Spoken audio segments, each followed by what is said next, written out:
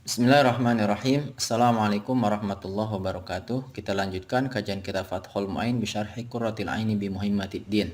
Pada pertemuan ini kita sampai kepada perkataan musannif rahimahullahu taala wa nafa'anallahu bi ulumihi wa bi ulumi masyayikhihi fid dharain. Amin. Wal aslu dan pokok. Al aslu berposisi sebagai mubtada dirofakkan dengan tanda rofa dhammah pada akhirnya. Adapun yang dimaksud pokok di sini adalah dalil dasar fi wujubin niyati pada wajib niat.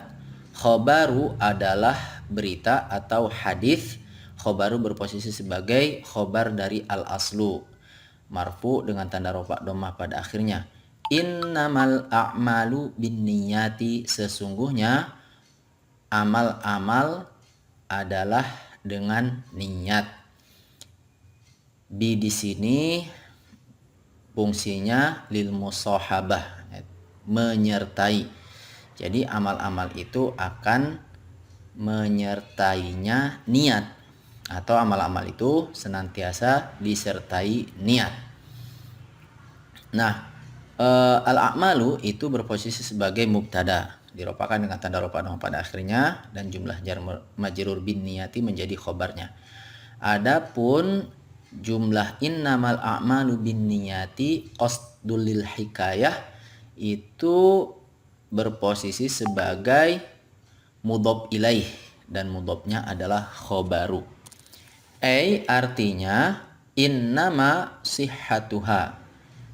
Jadi yang dimaksud dengan innamal a'malu seolah-olah di sana ada yang ditakdirkan, yaitu kata sihhatu. Jadi innama sihhatul a'mali. Sehingga yang dimaksud dengan al-a'mal di sini maksudnya adalah kesahan atau sahnya amal itu adalah dengan niat. Atau kesahan amal itu tergantung niatnya. Nah, la kamaluha, la di sini berfungsi sebagai huruf athof. Kamalu maktub kepada sihatu, tidak kesempurnaannya. Nah, maksudnya tidak kesempurnaan amal-amal. Ada perbedaan jika kita memaknai innama sihatuha dengan innama kamaluha. Jika dimaknai dengan innama sihatuha, maka niat itu menjadi penentu sah tidaknya amal. Nah, yang dimaksud di sini adalah wudu, ya, amal wudu. Di mana wudu ini merupakan bagian dari muqaddimatul wajib, yaitu sesuatu yang bisa mengantarkan kepada wajib. Jadi dia termasuk wasilah yang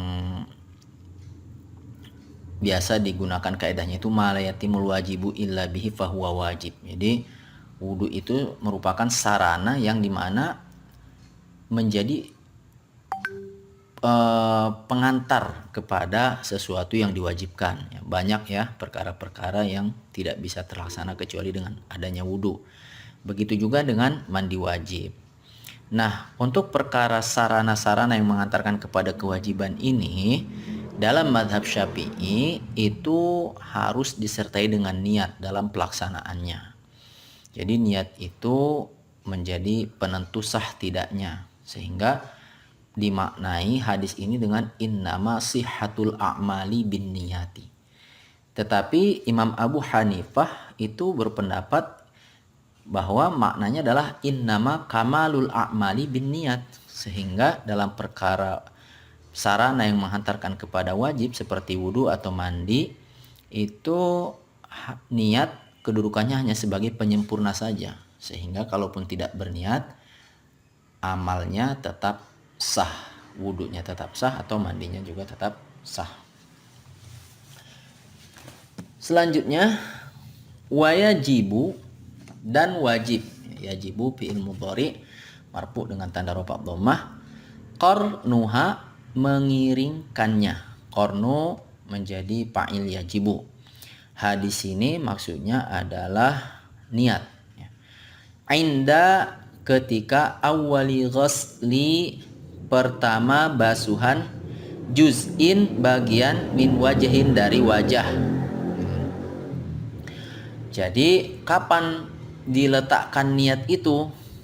Niat itu dilakukan ketika kita membasuh wajah. Nah, ketika kita membasuh wajah pada basuhan yang pertama kali. Misalkan ketika kita sudah menciduk air dan meletakkan air yang ada di tangan kita itu ke wajah. Nah, pada letakan yang pertama itu, disitulah niat itu dijatuhkan. Ya. Falau qoronaha, maka kalau, ya, kalau lau di sini termasuk adatus syarat tapi tidak menjajamkan. Ya. Qoronaha, qorona fi'il madi, menyertakannya. Korona ini fi'il madhi, adapun fa'ilnya dhamir mustatir huwa, dan dia menjadi fi'il syarat dari lau. Bi asna'ihi, di tengah-tengahnya, ya. Bi di sini di dzarf menunjukkan zorob, zorob zorob zaman, ya. Maksudnya di waktu membasuh wajah. Nah, di tengah-tengah membasuh wajah. Kafa fi'il madhi, jumlah fi'il menjadi maksudnya kafa fi'il madhi artinya cukup atau mencukupi, dan kafa menjadi fi'il jawab dari lau. Maksudnya kalau berniatnya itu di tengah-tengah membasuh wajah, bukan dari awal membasuh wajahnya, tapi setelah membasuh wajah. Misalkan kita meletakkan tangan kita di wajah, dan ketika kita mengusap-ngusap wajah itu baru kita berniat. Nah, itu bagaimana? Kafa. Boleh, cukup seperti itu. Hanya saja wajaba, hanya saja wajib. Konsekuensinya kalau tadi wajib, i'adatu mengulang. Wajaba fil madhi, i'adatu fa'il dari wajaba. Ghosla bisa dibaca ghosla, bisa dibaca ghosli. Kalau dibaca ghosla menjadi maf'ulun bi i'adatu, kalau dibaca ghosli menjadi mudhof ilaihnya. Membasuh ma, apa yang, ma di sini berfungsi sebagai isim mausul dan kedudukannya sebagai mudhof ilaih dari ghosla. Sabaqoha, mendahuluinya. Sabaqo fi'il madhi menjadi silah mausul ma, adapun fa'ilnya dhamir mustatir huwa yang marja'nya kepada ma, dan ha dhamir muttasil berkedudukan sebagai maf'ulun bih, marja'nya kepada an-niyah. Kalau kita meletakkan niatnya itu di tengah-tengah membasuh wajah, bukan dari awal membasuh wajah, maka konsekuensinya apa? Konsekuensinya wajah yang kita basuh sebelum niat itu nggak dihitung. Nah, nggak dihitung. Jadi harus apa? Ya harus diulang lagi. Misalkan kita memulai membasuhnya dari kepala nih, biasanya kan begitu ya. Bukan, dari jidat, misalkan dari kening. Biasanya kita usapkan tangan kita itu mengarah ke pipi. Nah, ketika membasuh pipinya baru kita berniat. Maka nanti bagian kening itu kan belum jatuh niat di situ. Itu harus kita basuh kembali. Ya. Itu kalau kita melakukan niatnya di tengah-tengah membasuh wajah, bukan dari awal membasuh wajahnya.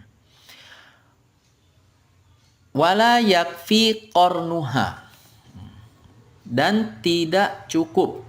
Yakfi fi'il mudhari' marfu dan tanda rofaknya dhammah muqaddarah pada huruf ya. Qarnuha, mengiringkannya. Qarnu berkedudukan sebagai fa'il yakfi. Ha dhamir muttasil marja'nya kepada niyah. Bima qablahu, dengan apa yang sebelumnya. Ma di sini isim mausul, qablahu qabla dzarab zaman hu menjadi mudhof ilaihnya, dan sibhul jumlah dari dzarafiyah ini ta'alluqnya kepada fiil yang mahdhuf dengan takdir yujadu, dan fiil yujadu itu menjadi silah mausul dari ma. Jadi kalau diartikan lebih lengkapnya dengan apa yang ada sebelumnya. Maksudnya bagian wajah yang dibasuh sebelum diniati, dijatuhkan niat wudu, itu tidak dihitung, ya, tidak dihitung dalam bagian basuhan wudu. Kenapa? Haitsu, di mana haitsu ini berkedudukan sebagai dzaraf zaman dan mabni dhammah. Adapun mudhof ilaihnya adalah jumlah yang datang setelahnya. Lam tidak. Lam huruf nafi dan jazim. Yastashibha menyertakannya. Yastashib fi'il mudhari' majzum dengan lam. Adapun fa'ilnya dhamir mustatir huwa. Ha dhamir muttasil berkedudukan sebagai maf'ulun bih, marja'nya kepada niat. Ila kepada ghusli syai'in minhu, basuhan sesuatu darinya, maksudnya dari wajah. Nah, kenapa bagian wajah yang itu dibasuh sebelum jatuhnya niat tidak dianggap sebagai basuhan wudu? Karena lam yastashibha. Nah, ketika membasuhnya itu tidak mengiringkan niat, tidak mengiringkan niat, ya. Wama qoronaha, dan apa yang menyertakannya. Ma di sini sebagai isim mausul berkedudukan atau berposisi menjadi mubtada, ya. Korona fi'il madhi menjadi silah mausul ma. Adapun ha dhamir muttasil marja'nya kepada an-niyah, dan fa'il dari korona dhamir mustatir huwa ma, marja'nya kepada ma. Huwa di sini sebagai dhamir fasal, hanya sebagai dhamir pemisah saja. Awwaluhu adalah awalnya. Nah, awwalu di sini berkedudukan sebagai khobar dari ma. Adapun hu pada awalhu itu marja'nya kepada al-ghusl. Jadi kapan dihitung ghusl itu? Kapan dihitung basuhan wudu itu? Ya ketika dijatuhkan niat. Jadi kapan jatuh niat? Saat membasuh wajah. Nah, di bagian wajah yang dibasuh dan diiringi dengan niat itulah dihitung sebagai awal mula basuhan wajah. Jadi bukan aktivitas membasuh wajahnya itu yang dihitung, tapi kapan basuhan wajah itu disertai dengan niat, maka disitulah terhitung awal basuhan wajah dalam berwudu. Sehingga bagian wajah yang tadi sudah dibasuh tapi belum diiringi dengan niat, itu tidak dihitung sebagai ghusl, tidak dihitung sebagai basuhan dari wudu. Wallahu a'lam bishawab.